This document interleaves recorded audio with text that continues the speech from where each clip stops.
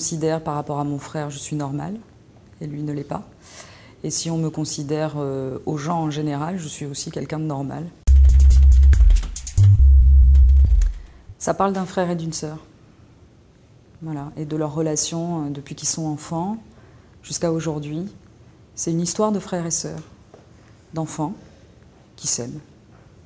Tout ce que j'ai vécu de très très fort par rapport au handicap de mon frère, je l'ai vécu quand j'étais petite.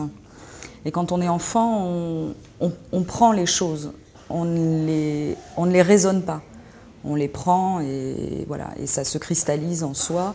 Et il faut du temps pour que tout ça remonte et pour apprendre à mettre des mots sur des émotions.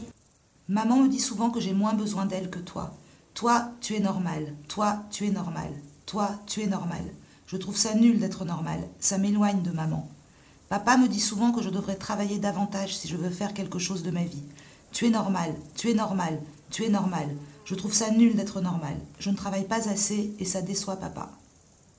Donc c'est un statut qui a été difficile à gérer, oui, pendant longtemps.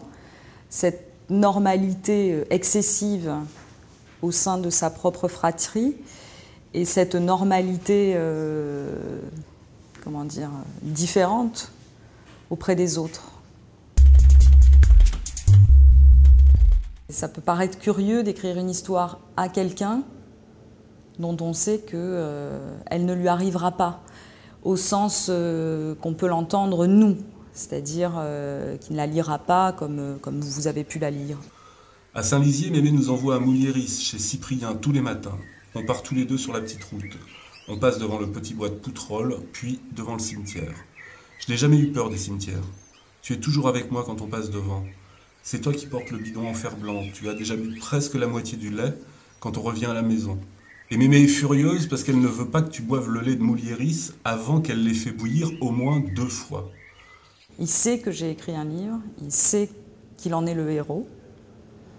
Il ne la lira pas parce qu'il ne lit pas des histoires comme ça un peu longues, parce que c'est pas son truc. Mais ce qui compte pour moi, c'est qu'il a compris ce qu'il y avait dedans. Voilà. Il a compris ce que je voulais lui dire. Et moi, ça me suffit. On se sent solitaire pendant de nombreuses années par rapport à tout ça.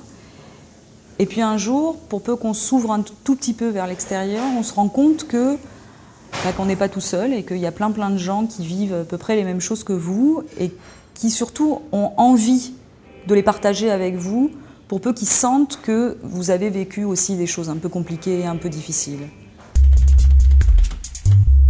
Moi, très vite, en écrivant,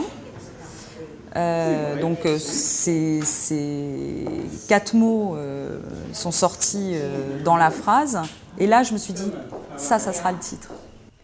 Ton lit est en diagonale du mien, j'aime y venir et m'endormir avec toi. Ce sentiment de quiétude, de sécurité que j'éprouve quand nous sommes collés l'un à l'autre me suivra pendant de longues années. Allongé contre toi, il me semblait que rien ne pouvait m'arriver. La nuit pouvait bien venir, je ne risquais rien puisque tu étais là. Mon éditrice tenait absolument à ce qu'il y ait une jaquette sur le livre, une jaquette un peu avec des couleurs un peu pétard pour attirer l'œil.